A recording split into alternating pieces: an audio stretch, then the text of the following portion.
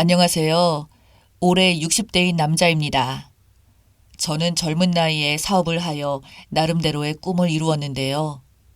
어릴 때부터 농사꾼의 아들로 태어나 소작농 생활을 하며 배운 것 하나 없이 서울로 상경해 안 해본 일 없이 일을 했었습니다.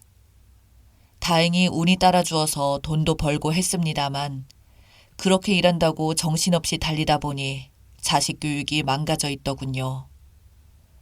돌이켜 생각해보면 저희 아들은 어릴 때부터 제 눈치를 보며 항상 집에 오면 후다닥 숨어서 자기 방으로 도망치듯이 들어가더군요. 그때마다 제 성에 안 차는 아들에게 구박도 하고 타일러도 보고 제 나름대로 아들과의 시간을 만들고자 주말에는 아들 데리고 등산도 가고 아들이 성인 때는 둘이 여행도 가고 그랬습니다. 저희 아들은 공부를 특출나게 잘하지는 못했죠. 돈을 벌면서 저는 못했던 공부, 정말 간절했던 게 공부였기에 아들에게만큼은 제가 못한 만큼 잘해주고 싶어서 온갖 과외와 학원들을 수도 없이 보냈었지만 아들은 공부에 취미가 없어서인지 항상 하위권 성적을 전전긍긍하더군요. 결국 아들은 성인이 되고 나서 괜찮은 여러 개의 명문대학에 지원을 했지만 모두 다 떨어졌습니다. 재수가 확정돼서 그런 아들의 기분을 풀어주고자 저도 큰맘 먹고 회사를 안 가고 아들과 국내 여행을 떠났었습니다.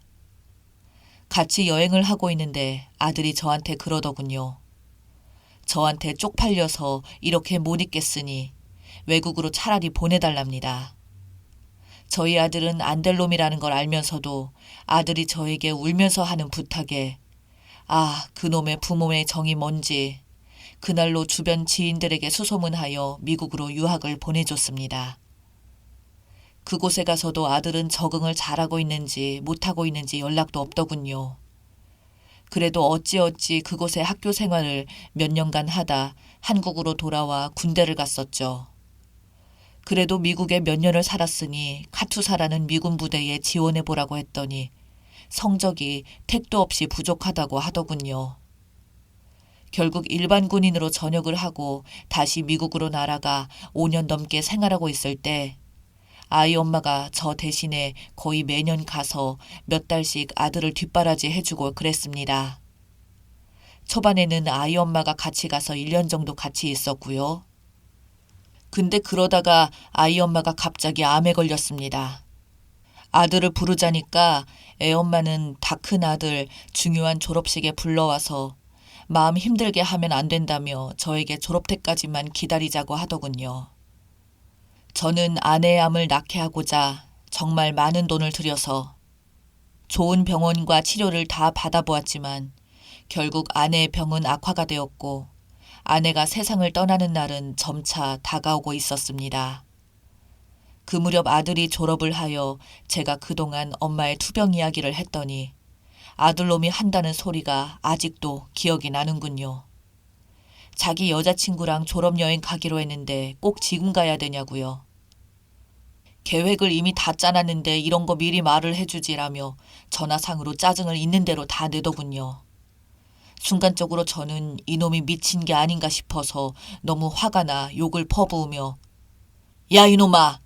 짐승조차도 낳아준 부모가 죽는다고 하면 모든 일 다 팽개치고 옆에 있을 터인데 널 위해서 아픈 것도 숨기고 너만 챙기고 바라보던 엄마가 죽는다는데 넌 그놈의 여행이 더 중요하다고 말하냐? 그냥 평생 오지 말고 너 알아서 살아라. 앞으로 없는 자식으로 치겠다. 라고 말하니 바로 비행기를 끊고 날아오더군요. 그렇게 거의 1년 만에 한국 와서 보는 엄마한테도 대면대면하게 했으며 아들과 병실을 돌아가며 있을 때조차도 아들은 병실을 가는 걸 극도로 귀찮아하고 싫어했습니다.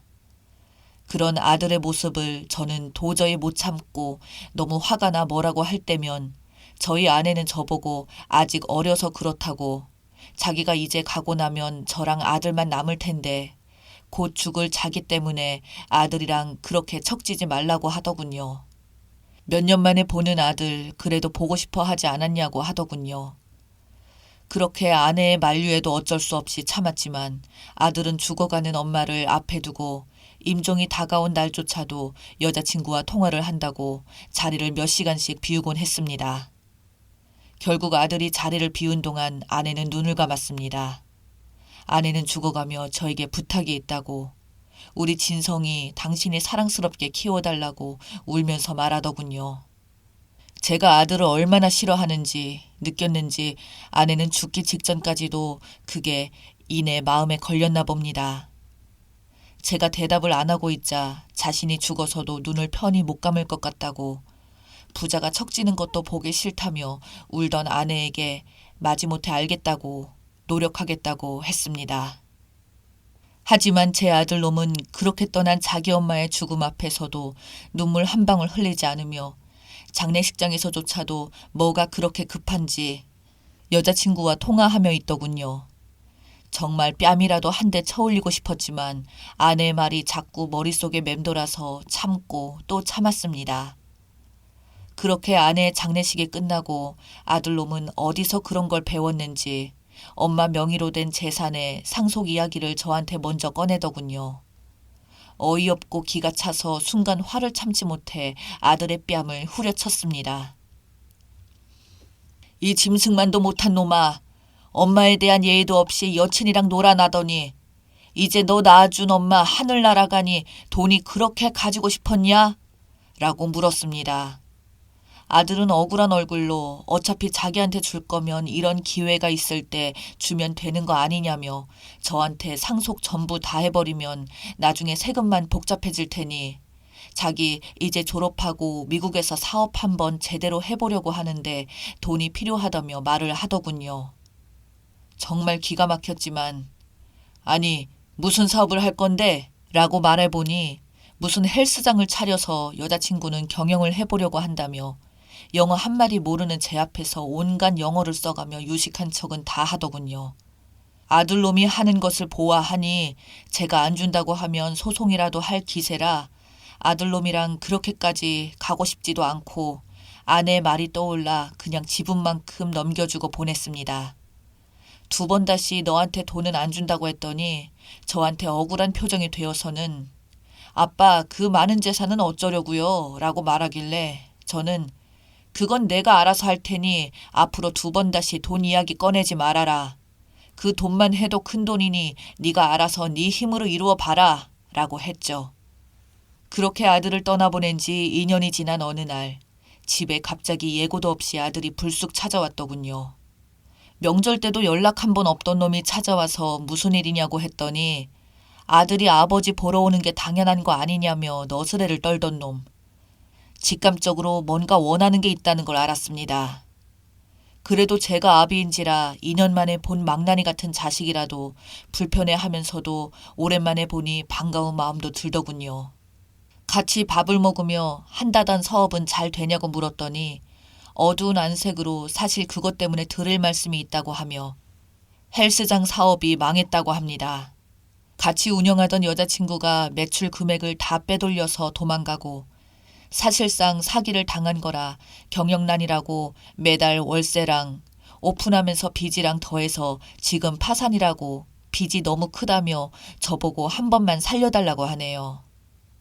어쩜 불길한 예상은 정말 딱 그대로 가는 건지 뭐 말로는 첫 달은 진짜 잘 되었고 거기서 여자친구가 도망만 안 갔으면 자기가 정말 엄청난 부자가 될 수 있었는데 라는 말들을 늘어놓는 아들을 저는 그냥 그저 뻔히 멍하니 바라보았습니다.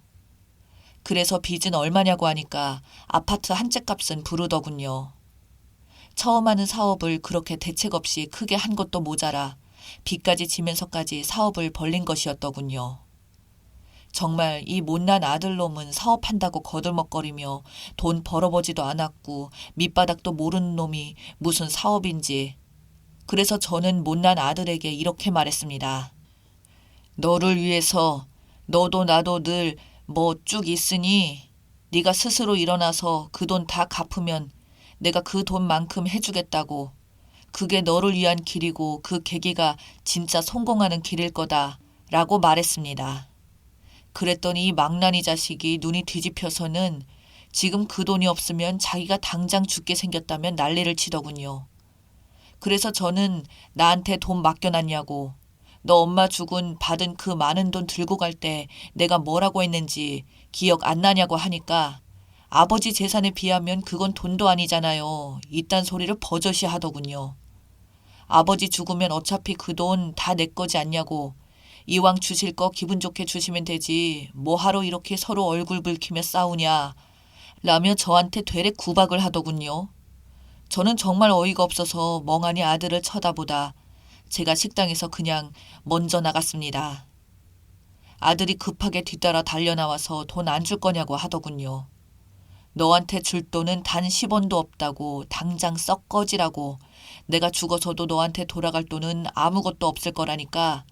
아들놈이 코웃음 치며 어차피 죽으면 법적으로 그 재산 모두 제가 들고 가게 되어 있다고. 진짜 꼰대처럼 그러냐고 비아냥거리는데 아주 정말 혈압이 올라 미칠 것 같더군요. 니깟 놈한테 재산 줄 바에는 모조리 다 사회에 환원할 거다. 라니까 아버지 요즘은 그것도 재산 소송하면 아빠 죽고 나서 다 받을 수 있어요. 몰랐어요? 라며 비아냥거리더군요. 그렇게 아들놈이 사라지고 나서 이 폐류나 말종 같은 아들놈한테 뭘 어떻게 해야 될까, 대체 무엇이 문제일까 하며 아내의 사진을 멍하니 보며 혼자서 술 좀 많이 마셨습니다. 그리고 아들에게 전화를 걸어 말했습니다. 아들놈은 전화 받자 저한테 말하길, 이제 생각이 좀 바뀌셨나? 어차피 줄 거 왜 그리 빡빡하시냐? 라며 저를 훈계하듯이 하는 말에 저는 모든 돈을 다 쓰고 죽을 거다. 은닉도 하고 너가 모르는 경로로 다 뿌리면 네가 과연 돈 찾을 수 있나 보자. 라고 하고는 전화를 끊고 바로 차단했습니다. 요즘은 하루를 살아도 사는 것 같지가 않습니다. 제 인생에 낙이 없으며 힘들 때 항상 힘이 되어준 아내조차 곁에 없으니 노년 우울증이 오는 것 같네요. 아내의 마지막 바람조차 제 힘으로는 도저히 이룰 수 없는 것이 되어버리고 말았네요. 저는 어쩌면 좋을까요?